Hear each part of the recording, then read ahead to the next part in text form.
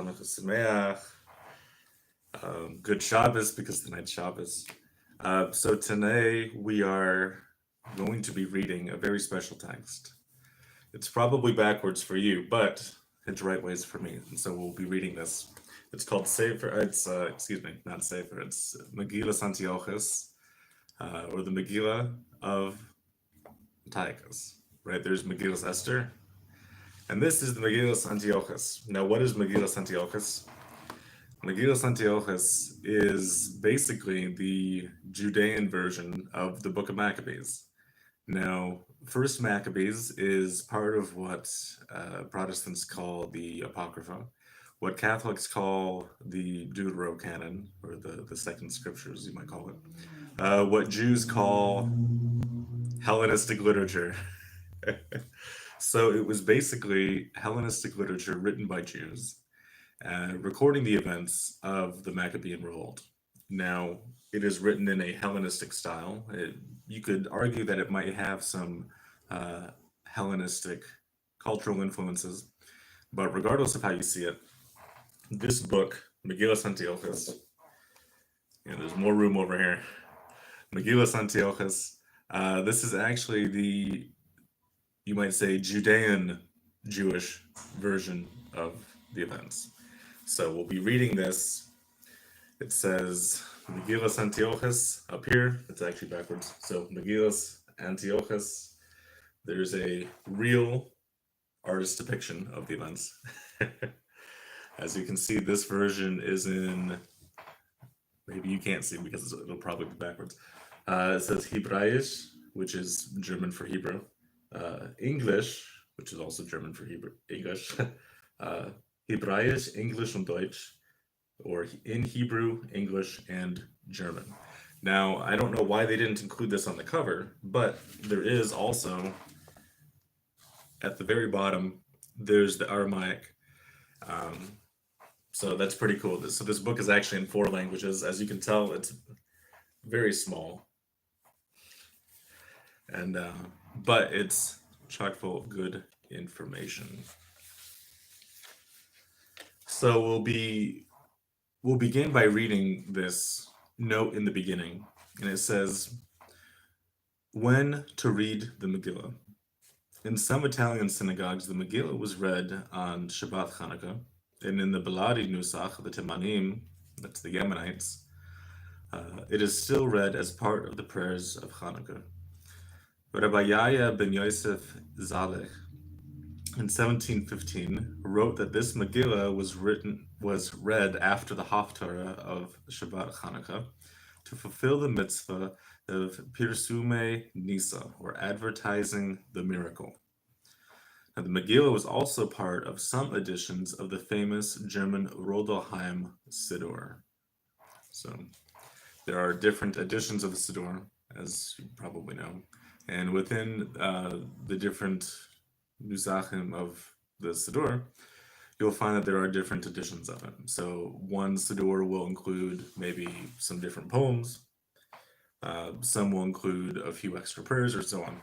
And so this Siddur, this German Siddur, also includes Megilas Antiochus as part of it, which I think is pretty neat.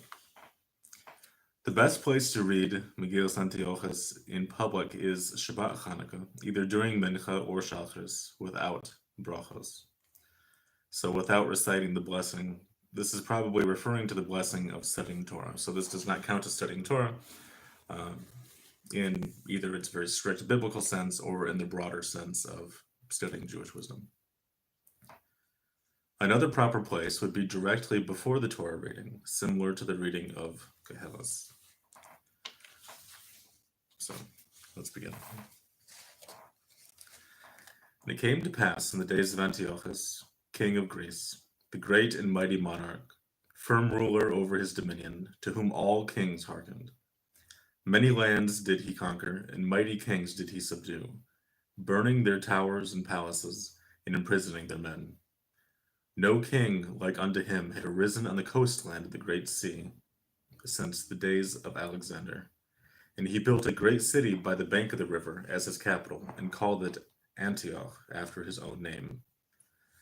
And Bagris, his viceroy, also built a great city, also built a city equally great and called it Bagris after his name, and so are they called to this day. In the 23rd year of his reign, which was the 213th year of the erection of the sanctuary, he set his face toward Jerusalem. And he spoke to his officers, saying, "Surely you know that there is a Jewish people in our midst in Jerusalem.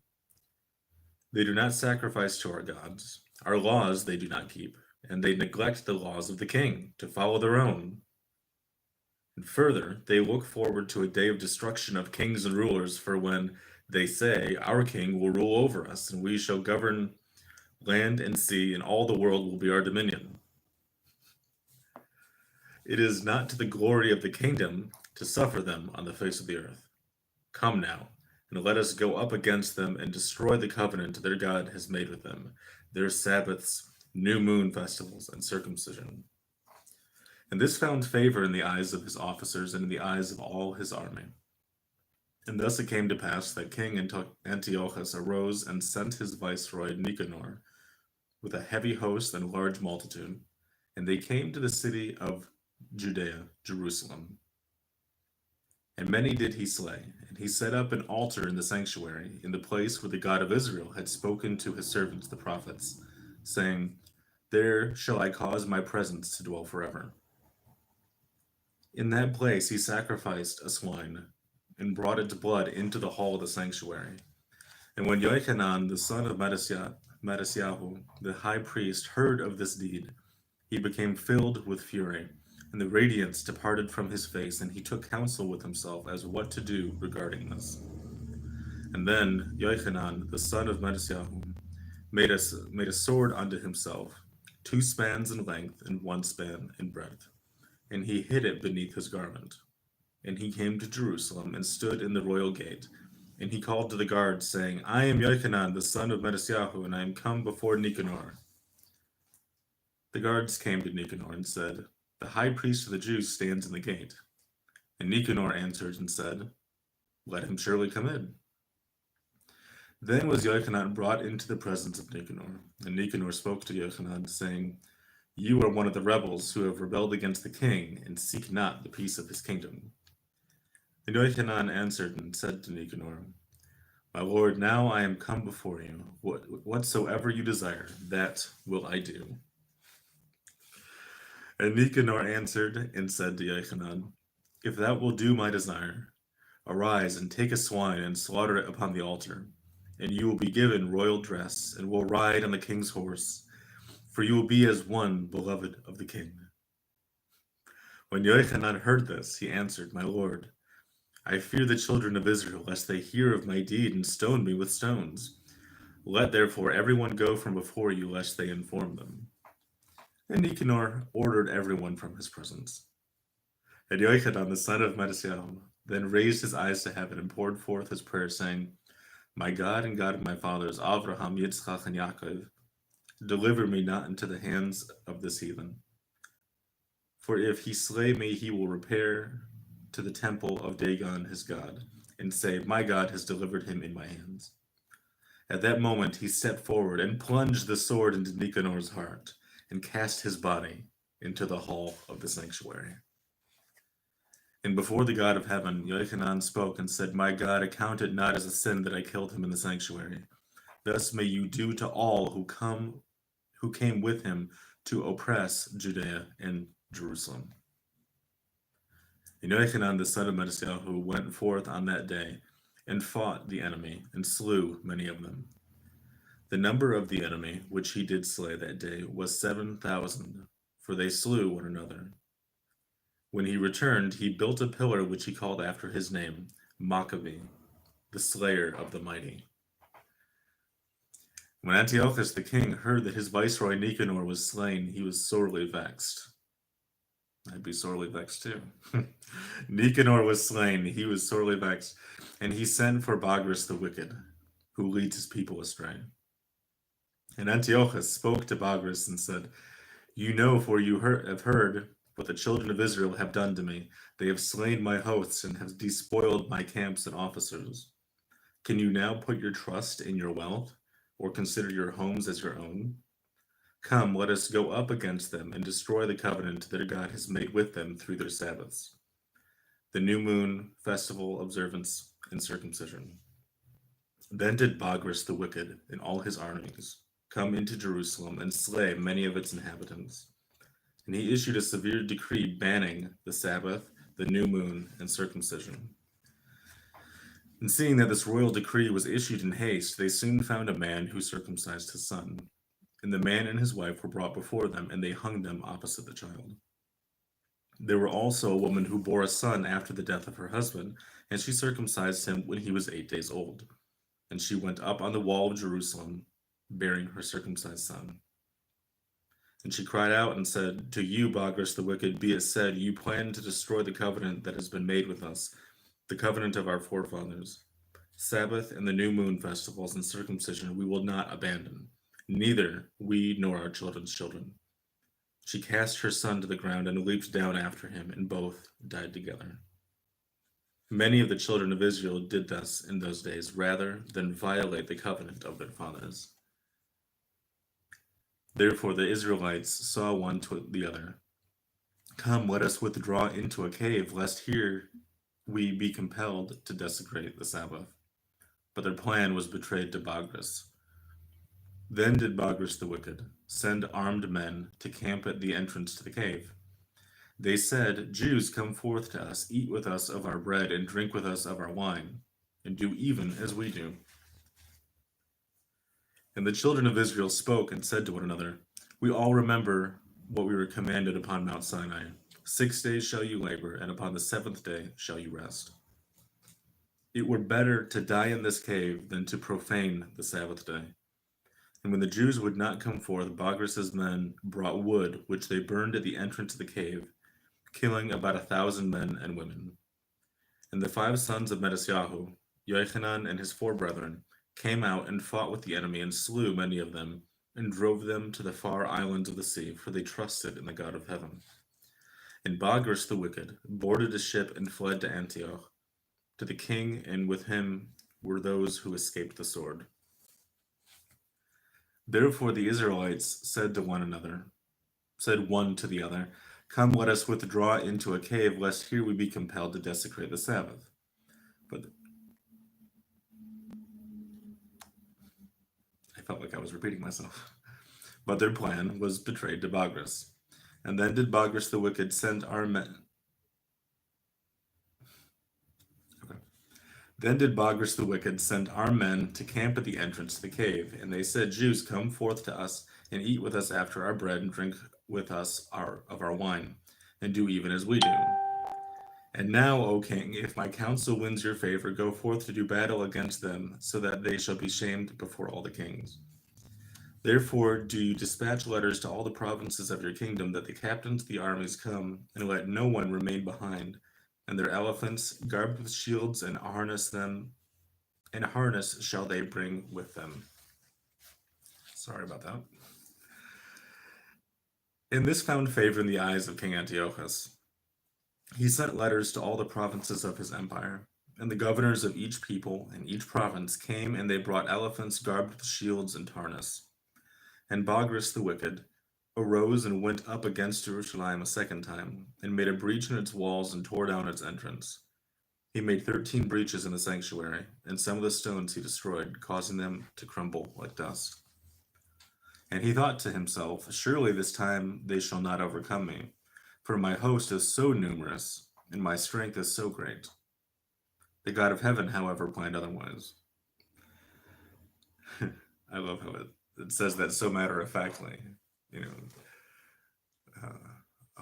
I'll surely win this time, but the God of heaven had planned otherwise. When the 5 sons of Mattityahu heard this, they arose and came to Megilat, where Israel had won a great victory in the days of Shmuel, the prophet. And they decreed a fast day, and sat on ashes, and prayed to the God of heaven for mercy. And a good plan occurred to Yehuda the eldest, and Shimon the second to the sons, Yochanan the third, Yonasan the fourth, and Eleazar the youngest. And their father blessed them and said, Yehuda, my son, you are like Yehuda the son of Yaakov, who was like unto a lion, Shimon, my son, you are like Shimon, the son of Yaakov, who slew the people of Shem. Yochanan, my son, you are like Avner, the son of Ner, the head of the host of Israel. Yonasan, my son, you are like Yonasan, the son of Shaul, who slew the Philistine. And you, Eleazar, my son, you are like Pinchas, the son of Eleazar, who was jealous for his God's sake, and thus delivered the children of Israel. Following this, the 5 sons of Mattisyahu went forth that day and fought the enemy, and slew many of them. But Yehuda was slain in the battle. And when the sons of Mattisyahu saw that their brother Yehuda was slain, they returned to their father. And when he said to them, "Why have you returned?" they replied, "Because our brother, who is the equal of all of the rest of us, is slain." Mattisyahu said, "I will go with you, and I too will fight the enemy, lest the house of Israel perish, seeing that you are so alarmed by reason of your brother's death." And Mattisyahu went forth that day with his sons and fought the enemy. And the God of heaven delivered all the mighty men of the enemy into their hands. And they slew many among them, slaying all who were armed with swords, or who drew a bow, all the captains of the army and their lesser officers, so that none remained, for the remnant fled to distant provinces. Eleazar, while engaged in killing the elephants, sank in the dung of the elephants. And when they returned from battle, they sought him and found him sunk in the dung of the elephants. And the children of Israel rejoiced that their enemies had been delivered into their hands. Some of them they burned in fire, some they pierced with the sword, and some they hung upon the trees. And Bagras, who led his people astray, was burned by the house of Israel in fire.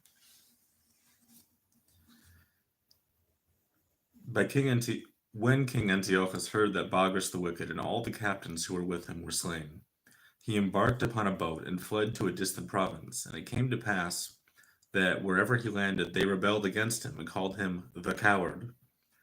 After these things, the sons of Hashmonai came into the sanctuary, restored the gates, repaired the breaches, and cleansed the hall of the dead and all of its impurity. And they sought pure olive oil with which to light the menorah, but they found only one little vessel sealed with the seal of the high priest, and they knew it to be pure. And it contained but sufficient oil for one day. But the God of heaven, who caused his presence to dwell in the sanctuary, he gave his blessing, and it sufficed to light the menorah 8 days. Therefore did the sons of the Hashmonai together with the Israelites ordain that these 8 days be ever celebrated as days of joy and feasting, along with the festivals ordained in the Torah, that candles be lit to commemorate the victory they achieved through the God of heaven, that it be forbidden to mourn or to decree a fast day during this period, except such as may have been established previously. And it was further ordained to pray and thank God. That day saw the end of the kingdom of Greece. And the sons of the Hashmonai and their sons after them did rule over Yisrael from that day to the destruction of the base till the destruction of the base Ha'elokim, the temple of God, a period of 206 years. Therefore do the children of Israel observe these days in all their lands of their dispersion, as days of feasting and joy, for 8 days, beginning with the 25th of Kislev. From that day and evermore, this festival shall not depart from the holy places of Israel. For their Kohanim, Leviim, and sages ordained it for themselves and their descendants, and pledged to keep it forever.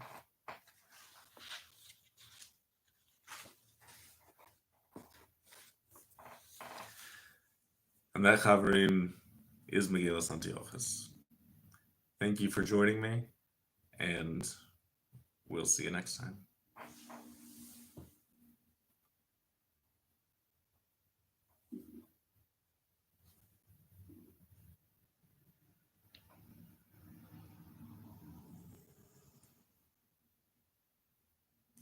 And with this being my first live video, I don't know how to end the video, so I'm just going to click around and see what happens.